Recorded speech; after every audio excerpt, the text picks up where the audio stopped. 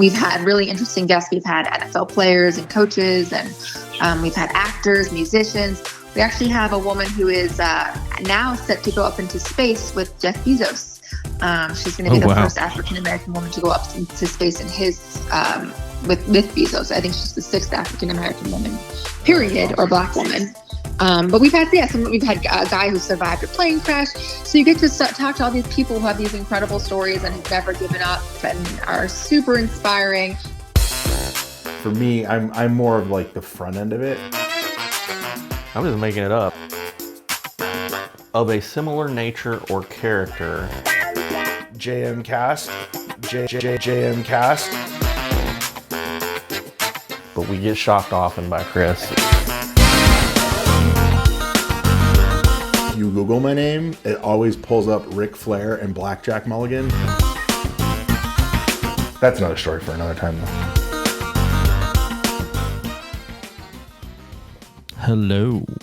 Hello, everybody out there in podcast land. It is Gregory T. Johnson. That's the quickest he's ever done that. It probably is. And then Rook Mulligan, of course, on the other side. What up, everybody? Hey, everybody. Sorry we took a little break. It's my fault. It is Rick's fault. It's my wife's fault. He decided to go to Michigan, and apparently his family doesn't have good Wi-Fi. And That's an understatement. and even phone signals. So Yeah. Anyway, that's what's going on there. We have a special guest today, Lauren Brill. Hello, Lauren. Do you hear us? I hear you. Hello. Did I say your name right? Yes, you did. Oh, shoo. That's a first. Short for brilliant. No, just kidding. I like it. I would always say that. Yeah, I would never say just kidding. I get teased in middle school that I had Brillo hair, so I said, no, it's not short for Brillo, it's short for brilliant. So I'm still sticking with that. I don't blame you. I don't blame you at all. No, I would totally go with that. Compared to my last name Mulligan, where everyone's like, oh, I screw up in golf, eh? I'm like, yeah, thanks. Never heard that before in my life. Ever. Never, ever, anyway. So Lauren, we have you on because you're kind of you're an interesting guest for us because wow, so many reasons. You have worked in television. I believe you were a sports reporter, correct? Yes, I was a sportscaster. Yeah. And then on top of that, you have your own website where you do some really inspirational things. And then on top of that, you have contacted us a couple times, and we talk back and forth, and we're possibly trying to help each other out in getting our products out there. So tell us kind of what you do. What is it? What is your site? So I created The Unsealed, and it's a platform where people can write and share inspiring open letters. We built a community around it. So if you want to be part of our community, you can sign up and upload your letter, and people can write you back. And it's a safe space. You can decide whether you want the letter to be public for everyone or private for just the community. Then we also do writing workshops, and we bring guests also on our other show on Thursday nights, usually, a guest that has an inspiring story that either did a letter on our site or just is interesting in general. And then we talk to them, and we bring our community on, and our community can talk to those people directly and ask them questions. We've had really interesting guests. We've had NFL players and coaches, and we've had actors, musicians. We actually have a woman who is now set to go up into space with Jeff Bezos. She's going to be the first African-American woman to go up into space in his with Bezos. I think she's the 6th African-American woman, period, or Black woman. But we've had a guy who survived a plane crash. So you get to talk to all these people who have these incredible stories and have never given up and are super inspiring. And then you also get to share your own inspirational story and be a part of a community that supports you and encourages you. And of course, lets you be whoever it is that you are, and really encourages you to embrace your truth and yourself. And we talk about video production and movies and poker sometimes. And Lauren, she's got plane crashes and NFL inspiration stories. I mean, we're sitting there talking and we also do a little social issue stuff, a little bit here and there. We quit. It's all about being empowered. Lauren wins. Lauren wins. Renaming the podcast is the Lauren Show because that's way more interesting than our stuff. Yeah, I mean, we'll just interview you every time, and then I'm like, geez. Anyway, my first introduction to you, Lauren, you sent me a video that you wanted us to edit in Chris Rivera. He was a pro. Was he a pro athlete? No, he was a lawyer. He was a lawyer. Yeah. He was a lawyer. Chris is actually one of my favorite stories. Chris was from Tampa.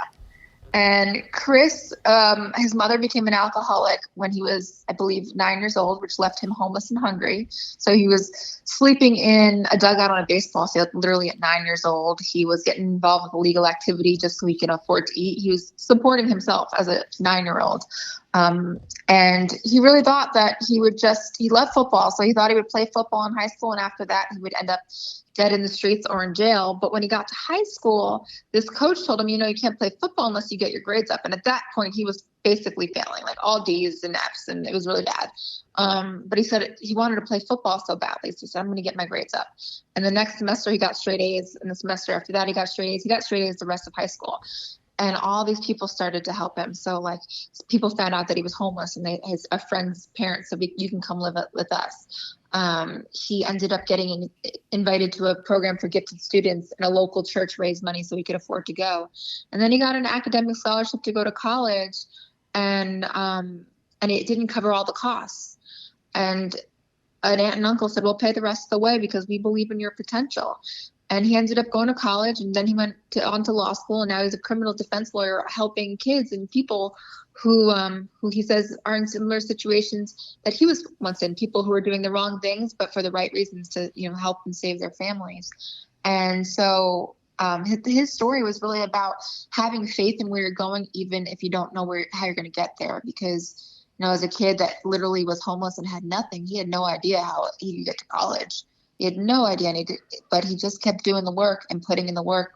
And then all of a sudden, all these miracles happened, and people helped him along the way. And his letter was actually written to people who are considering becoming a mentor, because he considers everyone who mentored him part of this miracle that led him to have this successful life. And he actually just posted yesterday that it was his birthday, and that his brother, who never made it out of Tampa, never made it out of kind of the world that they grew up in, was shot and killed in Tampa last week. And he talks about how, the only difference between him and his brother was that he had these miracles and these opportunities that allowed him to become a lawyer and get an education and leave the area they lived in. And his brother was very smart too, and just didn't have those same opportunities. It makes me think of the movie The Blind Side a little bit. When you told me that story. But he was all, he played football in college, but he got his ticket out was his intelligence. He was naturally very smart, and he got an academic scholarship. He went to school in Cleveland. I can't think of the name off the top of my head. I should know it. But I remember lots of football pictures. That's why I thought maybe he was an athlete. Yeah, no, that was his passion. But he actually really propelled him forward was his academic acumen. Wow. Really, why are we doing this podcast again? I don't so we can talk to people like Lauren. One of my favorite. It should be. It's an amazing story. Wow, and we were fortunate to be the ones to get to edit it for you. Yeah. And I still want to do like a bigger story of his story. He's really just, the way he tells the story is so powerful, and he's just so honest and authentic about where he came from and what he went through to get to where he is today. And he sees his life and the life he's living now as a complete miracle. He has his own law firm. He has a baby and a wife, and he just lives a very successful, healthy life. And it's just very far from the life he could have lived, or he was living even at one point. Like, to wrap your head around that, to sit there and look at the background where I came from, where my family was, my mom's was single mom, but there was a lot of support structure, and it sounds like he didn't have the family support structure until a little bit later. But it's like you hear that and you think, man, it'd been so easy to step left instead of right. Right. It's like so easy. So easy. And I don't know if we mentioned this in the story, but his dad ended up coming into the picture in high school, and he was able to move back in with his dad. And he wanted to get a job, and his dad saw his child doing so well at school, and his dad wanted him to stay focused on school. And his dad didn't speak English, so he didn't have a lot of opportunities.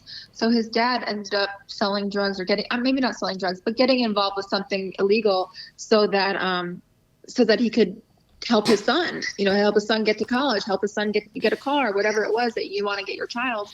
And his dad ended up going to jail while he was in high school. So he really, he really had it tough. But he said his dad, his heart was in the right place when it came to his father. Right.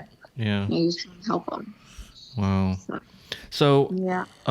We already had you on the phone kind of today. I mean, are you willing to share or kind of why me and you are already talking today? And then because we were doing our podcast today, I was kind of like, hey, Lauren, why don't you just be on our podcast? Guests are always good. You are going to be my superhero, and you are going to take my whole business to a new level because no, I mean that's the plan. It wasn't a sarcastic laugh. It was a yes, we are laugh. That is the plan. No, the superhero is you. We are just a vessel. Yeah, we're okay. we're you tools. Guys provide the uniform.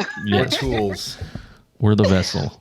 But you guys, I think that the missing piece of the puzzle to my company is video. I have a lot of written work and these incredible stories, and we do these shows every week, but we don't do anything with them because editing is hard for me. It's time consuming, and I feel like if I don't edit well, it's like almost not even worthwhile, and I get frustrated.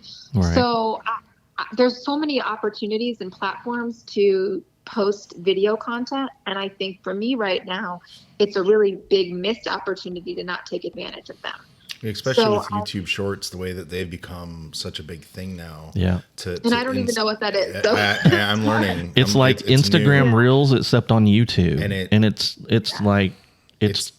it's growing like wildfire. I'm shocked that YouTube didn't do it sooner, and I'm a little baffled at how fast it's growing. Yeah, I mean, the whole thing, even Instagram, all they want you to do is post reels. So I do feel like video is so important. But the thing is, there is so much content out there that it needs to be good. Like, it needs to be, it just needs to be very digestible. And for me, like, I came from a TV background, so I like things that are well edited. Like, I know what good editing looks like. Right. And so it's hard for me to put something out there that I know if it was done the right way. Plus, you're used to the horizontal versus the vertical. Yeah. Which, by the way, in the last month or so, we have become experts at doing horizontal and vertical. Yeah. I'm still in the early stages of learning. Like, he's leaps and bounds ahead. Yeah. By the end of the month, I'm teaching them slowly, like how we do. We actually have a couple of clients that want us to do vertical all the time. That's what Instagram is asking for. Yeah. Instagram, and we're even doing it within our own social media stuff now. Like, I'm having to tell our people, Chris, our people, Chris, you're our people. Chris, we're having to tell him, like, hey, because we get the YouTube ones, but now can you also do a 9x16? That's what I always call them, 9x16s. Here's one thing that I think people, unless they've really been around video a long time or been around TV or that environment, don't understand about editing. People think that if you know how to edit, you can edit. But like, that's like saying, like, if you know how to write words, you're a writer. There's talent involved, and my talent is not editing. Like, there's a specific talent for editing, and there's a specific talent for being able to write a story. And even if you can, like, if I know how to use the equipment, it doesn't mean I have the talent to edit in a way that really elevates the story and brings emotion to the story. And there's a different quality to video when it's edited well. And I think that to create that level of quality, there's a level of talent involved. And you have to know what talent you have. Like, I'm a good writer. I have creative ideas. But a lot of times when it comes to editing, I can tell you, like, here's the feel and look I'm going for, but I don't know exactly how to implement it. So somebody who has that editing talent can say, I know how to edit this in a way that'll get that point across. And that's where I think that people don't understand. Like, I may be able to turn on my computer and put on Final Cut and chop up some stuff. But if I don't have that editing talent, I'm not going to take that piece to the next level. In fact, I may even take it down a notch because I may, put the wrong music or put the wrong transition that takes away from the emotion. Sure. But it's really hard to understand that unless you've really been around video. Like I've done so many packages as a newscaster or sportscaster, and I've seen the difference between when I edit something or when they take it to the top guy at the station to edit and they say, hey, this is a piece that we really want to put time into. It's a completely different product. That totally makes sense. When working at 8 for years, I would look at the pieces with some of them reporters put together themselves, and I was just like, oh, I wish you could hand it off to one of us just to clean up little things. It's usually more of pacing issues or not enough shots or way too many shots. Sometimes it's just a matter of I can't put my finger on it, but it's sometimes it's that extra or that too much that you just have to, a lot of times when we're editing audio, sometimes people have gaps in the way they talk and they'll drag out words or they'll have long pauses between words. And it's sometimes you can clean that stuff up and it makes the sound so much better, which I just ran into with the piece I was working on. The guy was talking and every third word he kind of paused. And I went through and cleaned all those up, and it was a 28-second soundbite that I trimmed down to a 21-second soundbite that sounded much better, much cleaner, much smoother, and much easy to listen to than is he going to say the next word? It's just a matter of cleaning those things up. And then sometimes it's just the pacing of music too. Music's my nightmare. Music's my least. And music makes a big difference. It can. It definitely can. Sometimes music's a big deal. Sometimes it's. You can get away with a lot of different styles, but there's definitely certain tones of music that wrong tone there, wrong pace there. So I used to get in trouble for that a lot. No, this doesn't work. Can't just grab whatever. Yeah. And it's not that you don't care; it's that that's not your talent. Right. You can't ask a crocodile to fly. It's not their thing.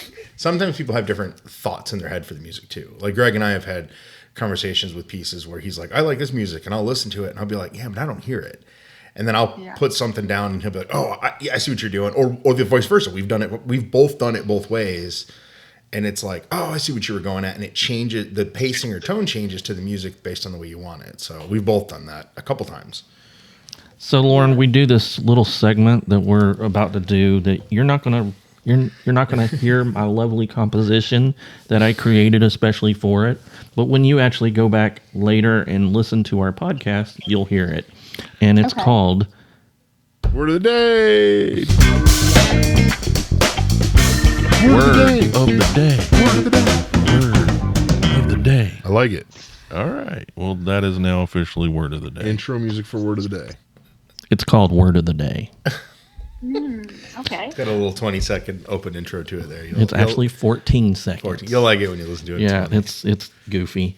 Anyway, so one of the words I'm going to include today, only because we have you and you mentioned it, and I'm pretty sure we've used it as a word of the day before, but I don't care if I reuse words because maybe those people today didn't listen to the other one. So there we go. And you're going to see this is dumb as a word of the day, but storytelling. So different people have different thinking of what storytelling is. What does storytelling mean to you, Lauren? What does storytelling mean to you? To me, it means a lot of things. I can only say one word. No. Explain it. Word of the day is the phrase, and then we discuss storytelling is the word. Word of the day is. So for us, it's storytelling. It's storytelling. It means a lot to me. To me, storytelling is inspiration. It's freedom. When you tell your story, you free yourself. I think storytelling is how we connect to other people and see. It's how we create compassion. I think storytelling is understanding other people's stories. I think storytelling is so multifaceted and so powerful. And it's also probably one of, if not the oldest crafts in humanity. I mean, people have been telling stories since probably before hieroglyphics. Yeah. it's something that's always going to be there, right? And, there's storytelling is never going to go out of business. We're not going to all of a sudden stop telling stories. Maybe the medium we tell stories on will change. Obviously, we're not telling stories through hieroglyphics anymore. I know you say hieroglyphics. Have you seen my writing, Lauren? It's very hard. I can't read anything he's got written on that paper. But storytelling, yeah, I mean, it's how we learn, it's how we grow, it's how we free ourselves, it's how we inspire other people. And I always say too, and this is what I tell the people who write on my site, how you tell your story matters. Like, I always tell the people, write your story as if you're the hero of your story, because we all are the hero of our own stories, but we have to look at it that way. Because when we write our stories in a way that's positive, in a way that's perseverant, we'll feel it, we'll act it, we'll be that. But if we write our stories in a way of like gloom and doom and like things didn't work out for us, or we couldn't in a negative light, if we see things through a negative light, then we'll feel that way. The best example I think I have of that is, I don't know if you guys know Eric LeGrand. He was a Rutgers football player, but he got paralyzed in a game 10 years ago. I do know who you're talking about. 12 years ago. Yeah, he won an ESPY award, but he's still in a wheelchair. I think it was maybe 2010 he got injured, maybe around there. And he's trying to walk again, but he could sit there and say, woe is me. I can't do this. I can't play football. I can't walk. But he said, you know what? I think God put me in this position so I can inspire other people. And he told me the story of a child who was blind, who came up to him and said, you know what, because you still are out there doing things and living your life, I feel like I can live mine too. And so the way he frames the story is, well, I have a gift now that gives me the ability to inspire other people. So that's how he tells his story, as someone who inspires people to believe, because he believes he's going to walk again, and he works every day toward walking again. Wow. So it's how and because of that, his mental health is in a lot better place than it would be if he said I can't, drive, I can't play football, I can't do this. He instead says thinks about what he can do and how he can help people and how he's inspired people. And when he tells his story in that from that perspective, it's inspiring and it's empowering, and it helps him live a better life. So how we tell our stories matters. How we tell our own stories matter. So I really try to emphasize storytelling as a way to look at your life in a positive way and find the hero within yourself, so you can inspire someone else and in turn empower and inspire yourself. Who are some of your mentors to teach you about your process of writing? So I first learned to write, I would say, at an internship at CBS when I was in college. Willie Parker and Willard Ogan were the two people that I worked for there. They were CBS Sports News staff. And I really actually wasn't a good writer in high school. I didn't really understand how to organize my thoughts, and I just would ramble a lot. Shocking, I know. But I ended up working with these two guys, and they saw that I was super passionate, and they took the time to really help me learn how to organize a story, how to get to the point, how to be succinct. And then one thing they told me really stuck with me that really helped me write, and that was, he told me to write from the heart, like really dig deep from your heart and write from the heart. And when I thought about writing from my heart and not trying to overthink things, the writing got a lot better. And I think that's why I also gravitate to very emotional stories, because it's easier to write from the heart when there's an emotional element to the story. Right. So that is probably, at least in the beginning, the two people that really influenced my writing and helped me to gain some structure to my writing, and even helped me find the passion for storytelling. That's where I started telling stories. I was supposed to do one package the entire semester. I did a full documentary, 40-minute documentary, and then about 20 packages. So it was really that was where the I just loved it. I was like, I could do more. I could do more. And it was the first time in my life I ever started doing my homework like in advance, because I never wanted to miss an opportunity to go, because we would get like press releases for events to go to. If we were in New York City, press releases or something would happen, and I never wanted to miss anything. I never wanted to be like, I can't go, I have a paper due tomorrow. So all of a sudden, like, I started doing all my work ahead of time, so I was always done with my work, so I always could say yes to whatever exciting event or news that they were allowing me to be a part of. So I learned that was the first time in my life I didn't procrastinate. And I became like really responsible with my work. So you're telling me that Jonah can thank you for all his wonderful writing skills, right? No, Jonah's brilliant. No. Jonah's a way You're not better supposed. writer than I am. No. We Jonah's can't. brilliant. We can't give him kudos. We can't say We're that. not allowed to give him kudos. It's supposed to be the other way around, Lauren. Jonah's a very, very good writer. And I think Jonah has a lot more, I think I was taught to write. I think Jonah is just a natural storyteller. I think there's something in his blood. I mean, I haven't had that conversation with him, so he may feel otherwise, but it just seems like it comes very, very natural to him. Yeah. Not to take away from the fact that he's a hard worker. I think he's a hard worker too, but it just seems like it's in his blood. There's so many ways to tell a good story, whether it's with a camera, whether it's being able to communicate just verbally, whether it's written. There's just so many different options for telling good stories. It's like I'm more verbal. I'm really good at talking, but it's like to be able to write it. Like I would love to be able to write the way she writes. Yeah. I won't give Jonah credit. I write better in first person than third person, interestingly enough. Like it's easier for me to write a story saying I than saying like she or he. Oh, yeah. I believe that. Well, Lauren, I want to thank you for your time. Absolutely. I want to thank you for coming on, even though we kind of snuck you on. And I can't wait to see what you do and what we get to do with you. So I'm super excited about it. I don't know if you can tell, but I really am, and I can't wait to see what you keep doing because you inspire a lot of people, and the things you talk about, they just inspire me. So I really appreciate that you out of the blue, I got to hear back from Lauren because that was a pretty cool deal. So I'm excited too. We're going to change the world together. All right, I love changing the world into good ways. Expectations are we'll keep them like in a good spot. Yeah. Change the world. So no pressure. So I'm at this point you can't hear it. But he's playing our goodbye music. I'm playing goodbye music. So okay. Like, subscribe, do all those stuff. Lauren says goodbye. And thanks for joining us, Lauren. Thanks for joining us. Thanks for having me. Like, share, subscribe. So great. See you next time. Another story.